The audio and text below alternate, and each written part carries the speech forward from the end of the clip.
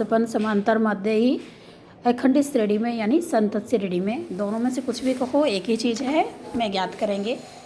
संतत, पहले तो आपको यही पता होना चाहिए कि संतत श्रेणी यानी अखंड श्रेणी कैसी होती है। यानी संतत श्रेणी होती है जिसमें दोनों में वर्ग अंतराल होता है, जैसे 0 से 10, 10 से 20, 20 से 30, इस तरह से इनमें कितने का अंतराल है।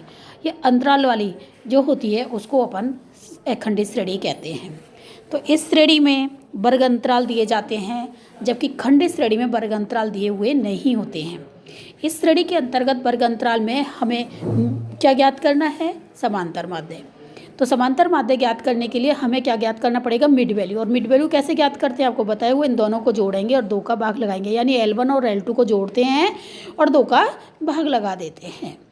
तो मिड वैल्यू ज्ञात करते हो। फिर वह कैसी बन गई? जैसे खंड श्रेणी होती है, यानी अखंड श्रेणी और खंड श्रेणी में कोई अंतर नहीं है क्योंकि मिड वैल्यू हो गई। तथा सवाल ज्ञात करने की प्रक्रिया वैसी होती है जैसे आपने पहले ज्ञात की हुई है। फिर मैं इस लेसन क्वेश्चन के आपको करवाती हूँ। समांतर माध्य ज्ञात करते समय ये देखने की आवश्यकता नहीं होती है कि यह अपवर्जी श्रेणी है या फिर वो समावेशी। क्यों नहीं होती है? क्योंकि दोनों का अपन को क्या निकालना है? Mid value. यानी कि समावेशी श्रेणी कैसी होती है? जैसे 0 से 10, ये अपवर्जी श्रेणी कैसी होती है? 0 से 10, 10 से 20, 20 से 30। और समावेशी कैसी होती है? जैसे 0 से 9, 10 से 19, 20 से 29। अब समावेशी श्रेणी के अंतर्गत क्या होता है?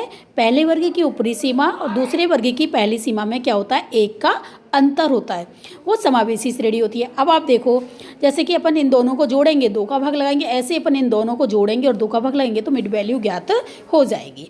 अब है निम्न प्राप्त छात्रों के प्राप्तांक एक क्वेश्चन दिया हुआ है, जो अपन उस क्वेश्चन को प्रत्यक्ष विधि, लघुरीति और प्रतिविचलन तीनों के द्वारा ज्ञात करते हैं। क्वेश्चन है 0 से 10, 10 से 20, 20 से 30, 30 से 40, 40 से 50, 50 से 60, 60 से 70। और इसमें छात्रों की जो संख्या दी हुई है 5, 12, 15, 25, 8, 3, 2, इसको अपन ज्ञात करते हैं। ठीक है, इसको अपन सबसे पहले किसके द्वारा ज्ञात कर रहे हैं? प्रत्यक्ष रीति के द्वारा। तो ये आपके दिए हुए हैं प्राप्तांक और ये और यहाँ छात्रों की संख्या दे रखी है। अब आप ये देखो, सबसे पहले अपन ने क्या किया है? मिड वैल्यू ज्ञात किया। और मिड वैल्यू कैसे ज्ञात की? 0 और 10 को जोड़ा और 2 का भाग लगाया, 10 और 20 को जोड़ा फिर 2 का भाग लगाया, 20 और 30 को जोड़ा, 30 और 40 को जोड़ा। इस तरह से इन सबको जोड़कर अपने 2 का भाग लगा देंगे, यानी L1 L2 को जोड़ते और 2 का भाग लगाते तो अपनी क्या ज्ञात हो जाती है? Mid value. ये अपनी f दे रखी। प्रत्यक्ष रीति में आपको कुछ भी नहीं करना है, f और x दोनों का मल्टीप्लाई करना है। तो ये 5 और 5 का गुणा किया, कितने हो गए? 25। 12 और 15 का गुणा किया, 15 और 25 का गुणा किया, 375। 25 35 का गुणा किया, 875। 8 गुणा 45 से किया, 360। 3 का गुणा 55 से किया, 165। 2 का गुणा 65 से किया, 130। अब जो ये संख्या आई है उन सबका अपन क्या कर देंगे? जोड़ देंगे। अब ये जोड़ दिया, इसको क्या बोलेंगे? सिग्मा एफ एक्स, क्योंकि अपन ने एफ एक्स निकाला है। अब ये छात्रों की संख्या, ये एफ है, इसका टोटल क्या? इसको कहेंगे एन। इस एफ एक्स में एन का भाग लगा देंगे, यानी 2110 में 70 का भाग लगाएंगे तो कितना आएगा? 30.14 आंसर आएगा। अब इसी क्वेश्चन को यदि अपन लघु रीति द्वारा समांतर माध्य ज्ञात करते हैं, लघु रीति के द्वारा ज्ञात करने के लिए ये प्राप्तांक दे रखे हैं, वही संख्या है, मिड वैल्यू भी याद करनी है। अब अपने को मिड वैल्यू से क्या ज्ञात करना है? कल्पित माध्य। अब इसमें से आप सेंटर का लिया करें, तो सेंटर का आपने क्या लिया? 35 लिया। a बराबर कल्पित माध्य क्या मान लिया आपने? 35। और इस x में से इस a को घटाएंगे, यानी 35 को घटाएंगे। 5 में से 35 घटाएंगे तो 30 आएगा। 15 में से 35 घटाएंगे माइनस के 20। 25 में से 35 घटाए माइनस के 10। 35 में से 35 घटाए 0। 45 में से 35 घटाए प्लस के 10। 55 में से 35 घटाए प्लस के 20। 65 में से 35 घटाए प्लस के 30। अब जो ये संख्या आई है उसका गुणा अपन किससे करेंगे? इससे करेंगे। छात्रों की संख्या जो f दी हुई है, ये f है बेटा, है ना, ये गलती से x लिख दिया गया है, ये f है। इस f का गुणा इस x से करेंगे तो यानी fd हो जाएगा। 5 का गुणा माइनस 30 से करेंगे 150। 12 का गुणा 20 से करेंगे माइनस के 240। 15 गुणा 10 करेंगे 150 माइनस के। और 25 का गुणा 0 से करेंगे 0। 8 का गुणा 10 से करेंगे प्लस के 80। 3 का गुणा 20 से करेंगे 60। और 2 का गुणा 30 से करेंगे प्लस के 60। अब ये 80, 60 और 60 ये तो क्या है? आपके प्लस के हैं। ठीक है, और 150, 240 और 150 ये किसके हैं? आपके माइनस के हैं। इन संख्याओं को जोड़ा तो ये क्या हुआ? 540 आया। ठीक है, और अब इसमें से अपन को क्या घटाना है? ये 6 और 6 12, 36 18 गुनी 20, यानी 200 घटाने हैं 540 में से, तो माइनस के 340 आपके आ जाते हैं। सूत्र क्या है? एक्स बार ज्ञात करने का? a plus sigma F D upon N. A क्या ज्ञात किया आपने? 35।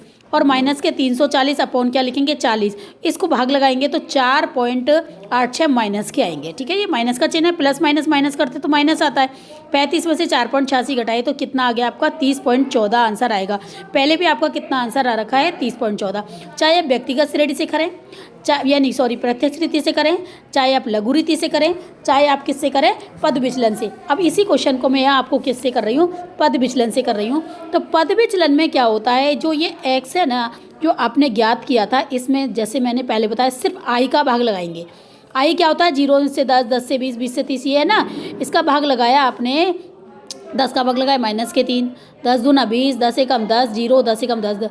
ये जो d है इसका गुणा f से करेंगे, f d गुणा ये आया माइनस वाली संख्या माइनस की और प्लस वाली संख्या प्लस की, इसको रख दिया। सिर्फ अंतर क्या होगा, सूत्र में अपन i लगा देंगे और यहाँ पर a plus sigma F D dash करेंगे, क्योंकि यहाँ माइनस प्लस की जो भी संख्याएं अपन ने की है, आप इस क्वेश्चन को करेंगे फिर पूछेंगे कि आया या नहीं आया। इसको 35 प्लस माइनस के 34 बटे क्या लिखेंगे 70 इंटू 10, 0 से 0 गई, इसका भाग इसमें लगाएंगे तो 4.86 आया, 4.86 आ रहा है ना। अब इस 35 में से 4.86 घटाएंगे तो कितना आ गया, 30.14 आंसर आ गया। यानी कहने का मतलब है कि यदि हम पद विचलन रीति से सवाल करते हैं तो जो आपने डी ज्ञात किया था, इस डी में इसमें जो अंतराल जितने का दे रखा है उसका भाग लगा देते हैं तो डी डैश आ जाता है, और इस डी डैश का गुणा हम किससे कर देते हैं, एफ से कर देते हैं, तो वो क्या आ जाता है, एफ डी डैश आ जाता है, एफ डी डैश आ गया।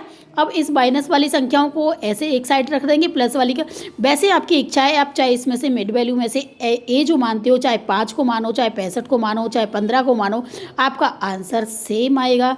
मैं इसमें से सेंटर में मान रही हूँ, चाहे आप 5 से मान के इस तरह से कर सकते हो, 15 से मान के कर सकते हो, किसी भी चीज़ को मान के आप कर सकते हैं। तो A plus sigma F D dash upon N into I आपका सूत्र लगेगा, क्योंकि यहाँ पर अपने आई का भाग लगाया है इसलिए आई को मल्टीप्लाई कर दें। आज आपका समांतर माध्य समाप्त हो गया है। ऐसे ही यदि ये क्वेश्चन क्या होता आपका, यदि किसके समावेशी श्रेणी का होता तो भी अपन को मिड वैल्यू ही ज्ञात करनी पड़ती और सवाल वैसे के वैसे होता। आप कर सकते हो। कल से मैं आपको मध्य का पढ़ाऊँगी। ओके।